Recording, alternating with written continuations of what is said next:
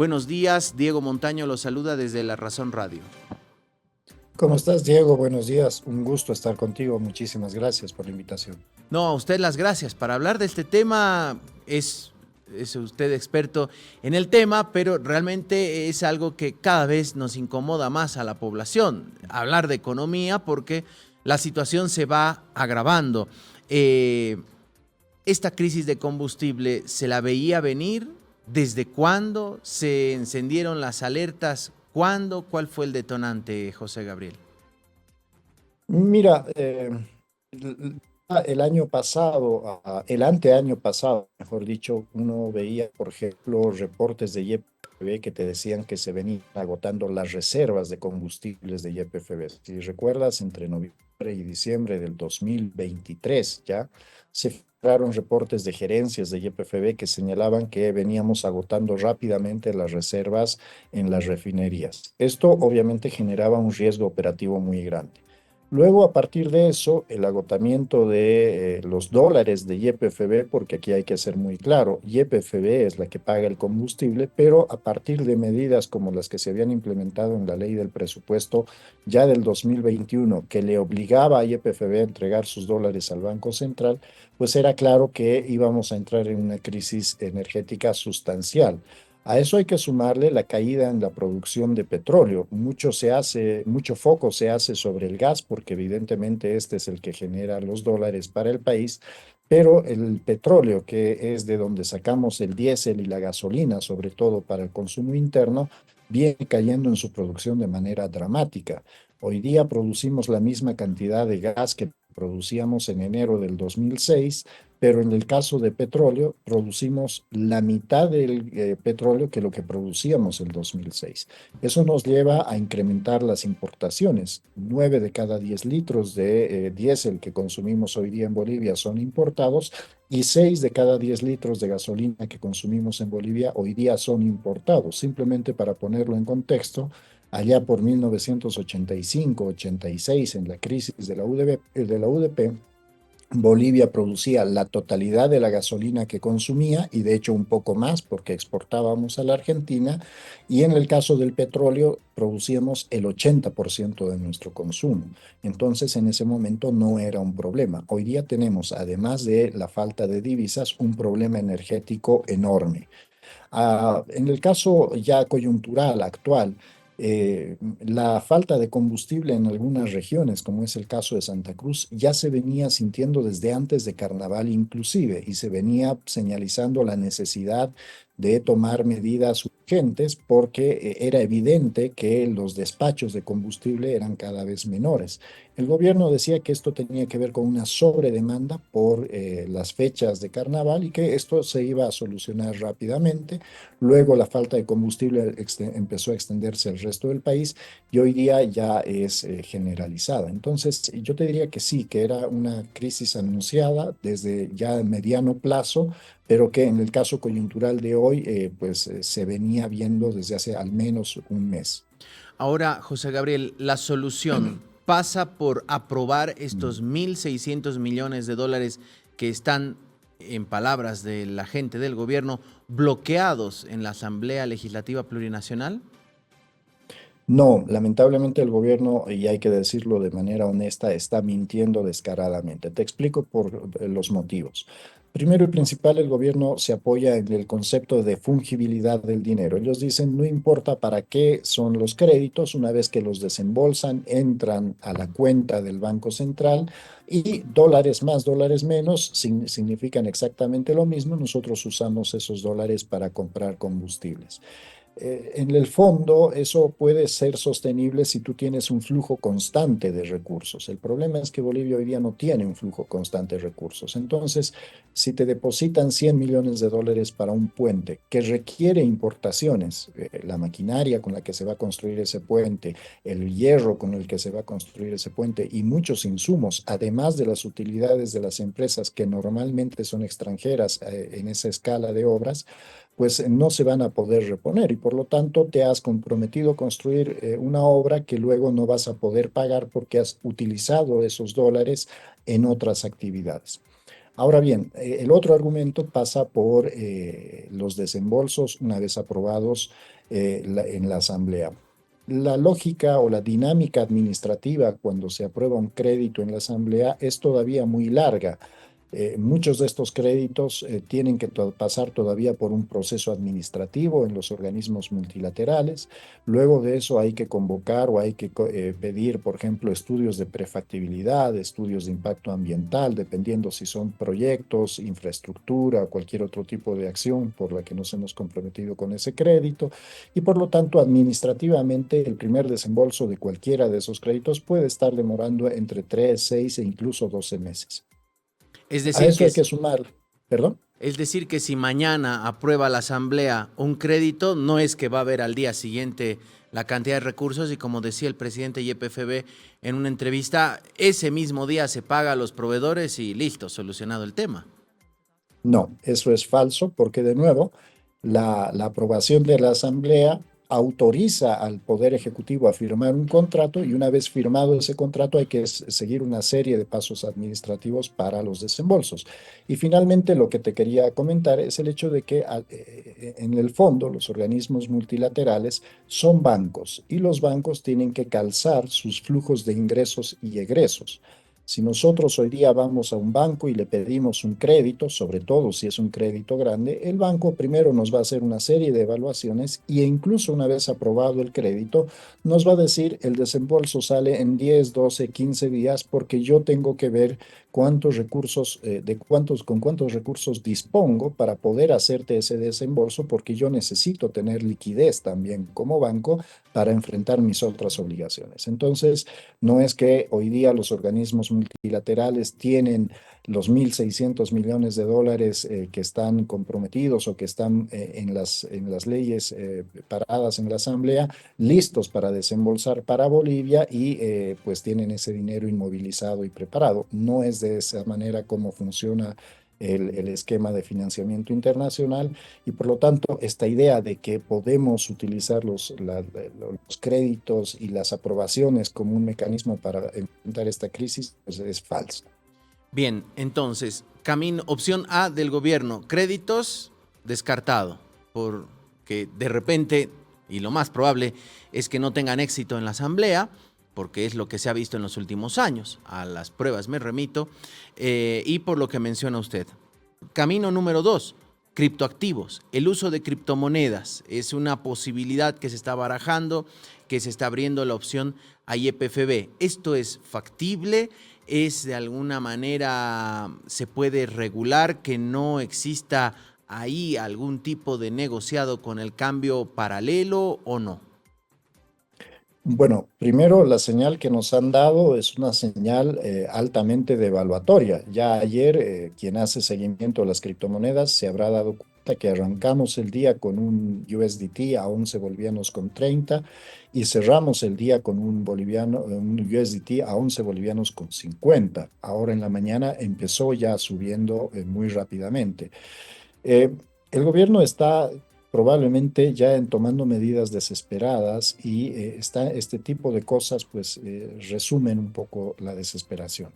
El mercado de criptomonedas en Bolivia es un mercado sumamente pequeño e incluso si lo globalizamos, hay que entender que lo mismo que sucede con el dólar, el yuan, el rublo o lo que sea, cualquier otra moneda que a ustedes se les ocurra, hoy día el gran problema es la moneda boliviana, no es la moneda extranjera. Cada vez hay menos gente dispuesta a tener bolivianos en su billetera y por lo tanto, si yo quisiera comprarle dólares a una persona, tengo que pagarle cada vez más bolivianos para que ellos estén dispuestos a entregarme sus dólares y recibir mis bolivianos.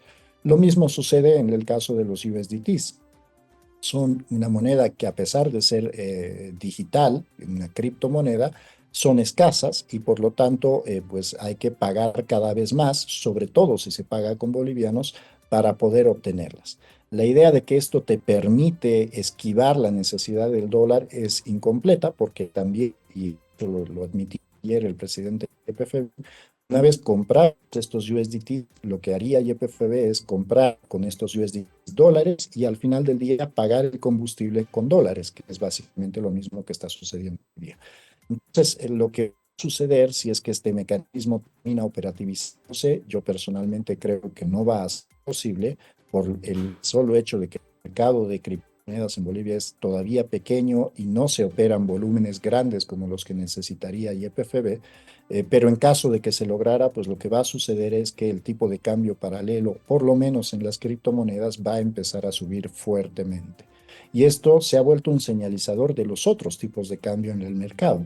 Gran parte de los librecambistas consultan las plataformas de intercambio de criptomonedas como una referencia del precio y por lo tanto, si el precio del USDT empieza a subir en bolivianos de una manera muy rápida, el precio del dólar en la calle también va a empezar a subir.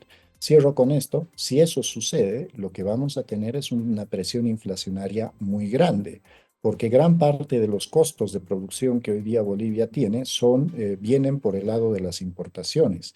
El paquete de arroz que hoy día vamos a cocinar para el almuerzo o la cena tiene una gran cantidad de importaciones, desde la química que se necesita para cuidar el cultivo del arroz, a veces hasta la semilla, pasando por el componente del combustible que es importado y el plástico que se utiliza para embolsarlo. Entonces, si el precio del USDT sube, eso empuja el precio del dólar en el mercado paralelo, pues lo que vamos a tener es un incremento de precios en el mercado interno. Bueno, algo parecido entonces podría ocurrir si se implementa este dólar sin subvención o dólar a costo real de 11.50, se habla más o menos para el sector productor y minero.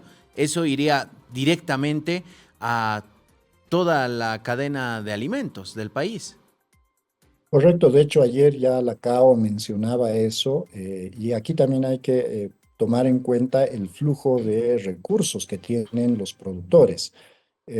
Cuando uno tiene en su billetera, en su cuenta de banco o en la mancancha, como decía mi abuela, la plata para trabajar, si de pronto el costo de alguno de tus insumos sube fuertemente, son muy pocos aquellos productores, aquellos comerciantes que van a poder enfrentar ese costo que sube.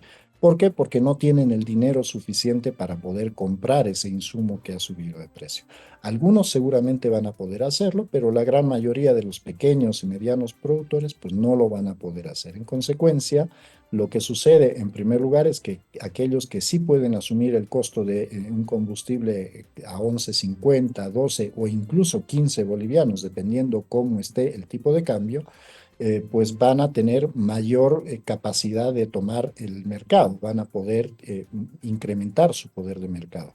Sin embargo, la gran mayoría de las personas que no tienen ese flujo de recursos suficiente para poder pagar un combustible a esos niveles de precios, probablemente salgan del mercado o se vean obligados a rematar su producción en favor de los más grandes. Hay que ser claros, Diego, lamentablemente se ha llegado a una situación en la que no hay medidas de corto plazo que no impliquen un incremento de precios en la economía en general. La libre importación, tal como se está planteando hoy día desde el sector productivo, no va a poder ser aprovechada por todos porque no todos tienen dólares e incluso si se pudiera comprar combustible en el mercado interno, no todos tienen, perdón, no todos tienen los 11, 12 o 14 bolivianos por litro de combustible cuando en sus presupuestos estaban a 3,74. Y obviamente esto va a implicar pues el incremento de precios en los productos de consumo final, no solamente alimentos, sino en general. Bien, una última, porque sabemos que tiene un compromiso. Le agradecemos este tiempo con nosotros. Usted ayer, a través de sus redes sociales, denunció esta deuda que tiene nuestro país con la Organización de Naciones Unidas. Decía, en enero se le avisaba al gobierno de Luis Arce que podía perder el voto en la Asamblea General número 79 si no pagaba $772.364 correspondientes a 2 años de cuotas por ser país miembro de la ONU. Al 11 de marzo, Bolivia sigue en mora. Luis Arce ha destruido el país. Ahí está justamente lo que publica, la deuda de nuestro país, la deuda de otros países, ¿no? Estamos con Cabo Verde, junto a Congo, junto a Antigua y Barbuda, Afganistán, Granada, Venezuela. Somos ahí los deudores ante la ONU. ¿Qué quiere decir esto? ¿Cuál es el riesgo real de no pagar, ¿se pierde realmente el voto, el curul, diríamos, en Naciones Unidas o qué es lo que ocurre? Mira, Diego, esta información es pública. Si uno hace monitoreo de algunas cosas, pues puede encontrarla, pueden entrar a la página web de las Naciones Unidas y van a encontrar este tipo de circulares que de nuevo son públicas. ¿Por qué lo ponía yo ayer? Porque creo que es un indicador. Lamentablemente hoy día el gobierno es muy poco transparente en la publicación de datos y cifras sobre el manejo fiscal, sobre las obligaciones que se están pagando y sobre aquellas que no se están pagando. Entonces, esto nos obliga a buscar las fuentes externas. Y esto yo lo ponía como un indicador de la situación dramática en la que estamos enfrentando y el mal manejo de los pasivos y de las obligaciones que tiene Bolivia. $772.000 por 2 años, para una persona evidentemente es mucho dinero, pero para un país es prácticamente nada. El hecho de que Bolivia no haya pagado su cuota a las Naciones Unidas por 2 años por esta cifra es significativo porque implica que realmente hay una gran cantidad de obligaciones pequeñas que se han ido pateando e incluso incumpliendo. ¿Qué es lo que puede pasar en la práctica para Bolivia? Pues que en la 79ª ronda de sesiones de la ONU, que es la que empieza ahora pronto, Bolivia no va a tener voto. En términos prácticos para la cotidianidad de la gente, esto no va a tener una implicancia muy grande, pero es una señal, y te pongo el ejemplo de una familia, de la situación tan dura que estamos enfrentando, porque cuando la familia empieza a patear la cuota del colegio o empieza a acumular las facturas de luz, de agua o de teléfono, significa que la familia tiene un problema económico muy grande. Bueno, hoy día Bolivia está acumulando facturas, está acumulando pagos y está entrando en mora en varios de estos pagos porque precisamente, a diferencia de lo que ha dicho el gobierno, Bolivia se ha quedado sin plata. Bien, entonces este casi $1.000.000 dice que es por 2 años, ¿no? Según la información que Correcto. usted ha publicado. Eso quiere decir que no hemos pagado, diríamos, el alquiler de estar presentes en la ONU, de tener una oficina, un voto. Incluso nuestro representante ha llegado a ocupar cargos de vicepresidente de la ONU, ha estado Bolivia en el Consejo de Seguridad, pero bueno, al final de cuentas, si no pagamos esto, ¿hasta cuándo ya Bolivia pierde voto en la ONU? La otra imagen que te compartía, o que compartía, perdón, en el tweet, es del 11 de marzo. Algunos de esos países ya habrían pagado. Los que quedan deudores siguen siendo Afganistán, Bolivia, Congo y demás. Las sesiones de la ONU arrancan ya las preparatorias en la semana que viene. Si no pagamos, pues no vamos a tener voto. Yo lo compararía más bien con las expensas. Esta es la lista de los deudores de las expensas en el edificio, en la urbanización, en el condominio. Somos los que vamos y utilizamos el curul, utilizamos las oficinas, estamos presentes ahí, pero que no estamos pagando las obligaciones a las que nos hemos comprometido. Bien, José Gabriel, ¿cuál la salida? Última pregunta. ¿Cuál la salida a esta situación de los dólares que el gobierno ha venido postergando o por lo menos rechazando de manera mediática, diciendo que había los dólares suficientes, que cuando había bonos de dólares arrancaron como 1.700 millones, fueron a depositar algunas personas particulares y decían, ven, ahí hay dólares. ¿Cómo salimos de esto? Mira, de nuevo hemos pasado ya el momento en el cual las soluciones pueden ser parciales y menos agresivas con la economía de la gente. Lamentablemente hoy día no solamente tenemos que entrar a un esquema de libre importación, vamos a tener que entrar a un sistema de libre comercialización y eso implica de nuevo combustibles a precios muchísimo más altos que los que teníamos en el pasado. Si nosotros hacíamos el ajuste del precio de los combustibles de manera controlada y relativamente pausada, pues podríamos haber mitigado los efectos. Hoy día el YPFB no tiene la capacidad de proveer combustibles y el golpe a la productividad de Bolivia es demasiado grande como para no hacer nada. Hoy día el transportista está entre 4 y 6 horas por día haciendo cola, la familia está empezando a ver si va a llevar adelante las actividades normales o no. Las empresas están empezando a tener problemas en la distribución de sus productos y por lo tanto esto significa que producimos cada vez menos. La única solución de corto plazo implica de nuevo la libre importación y comercialización de combustibles. Esto va a tener costos muy grandes porque de nuevo se va a reflejar en los precios, pero también va a hacer que muchas personas cuya actividad productiva tenía presupuestado, considerado un combustible a 3 bolivianos con 74, pues no puedan llevar adelante esa actividad, que también va a haber un impacto social. Por otro lado, en la medida que nosotros sigamos mintiendo sobre el tipo de cambio, el gobierno hoy día tiene un discurso, yo te diría, casi disociado respecto a la realidad, porque por un lado te dice que el tipo de cambio oficial es el 6,96 y por otro lado en un decreto le dice a YPFB que vaya a comprar dólares a precios de mercado paralelo. Entonces, en la medida que nosotros sigamos negando la realidad sobre el tipo de cambio, también generamos esta problemática porque podemos estar dispuestos a pagar combustibles a 10, 12, 15 bolivianos, pero para poder comprarlos, independientemente de los mecanismos que utilicemos, siempre vamos a terminar necesitando dólares. Y esos dólares no están apareciendo en la economía porque nadie está dispuesto a liquidar sus dólares a un precio de 6,96 cuando el mercado ya te ha dicho que estamos arriba de los 11 bolivianos con 50. Si no sinceramos también el tipo de cambio, el problema de los combustibles no se soluciona.